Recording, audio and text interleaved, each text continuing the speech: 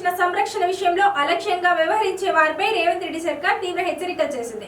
ఆదివారం అసెంబ్లీలో జరిగిన తెలంగాణ ఉద్యోగుల జవాబుదారీతనం, తల్లిదండ్రుల సహాయ పర్యవేక్షణ బిల్లు 2026కు శాసనసభ ఆమోదం కల్పించింది. ఎవరైనా ప్రభుత్వ ఉద్యోగి తనను కన్న తల్లిదండ్రులను పట్టించుకోకుండా వారి కనీస బాగోగులు చూడని వారిపై కఠిన చర్యలు తీసుకునే చట్టానికి ఆమోదం తెలిపారు. తెలంగాణలో ప్రభుత్వ ఉద్యోగుల తల్లిదండ్రులకు సంబంధించిన సంరక్షణ విషయంలో అలక్ష్యంగా వ్యవహరించే వారిపై రేవంత్ రెడ్డి సర్కార్ తీవ్ర హెచ్చరికలు చేసింది.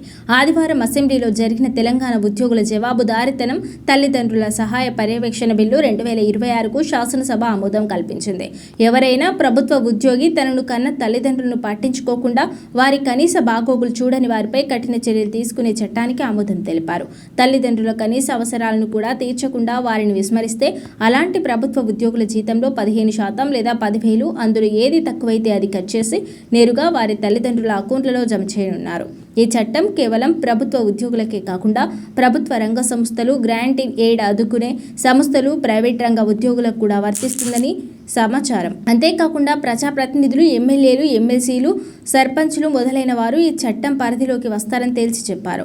తల్లిదండ్రుల బాగోగులు చూసుకోకుండా ఉంటున్న ఉద్యోగుల భరతం పట్టేందుకు తెలంగాణ సర్కార్ కీలక నిర్ణయం తీసుకున్న సంగతి తెలిసిందే.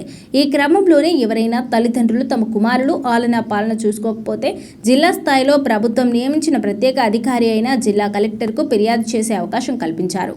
బాధితులు కలెక్టర్కు ఫిర్యాదు చేసిన 2 రోజుల్లోగా విచారణ పూర్తి చేసి దానికి సంబంధించిన తుది నిర్ణయం తీసుకోవాల్సి ఉంటుంది. ఒకవేళ జిల్లా స్థాయి అధికారి అయినా కలెక్టర్ తీర్పుపై ఏదైనా అసంతృప్తి వ్యక్తమైతే వయోవృద్ధుల కమిషన్లో అప్పీల్ చేసుకునే అవకాశాన్ని కూడా సర్కార్ కల్పించింది.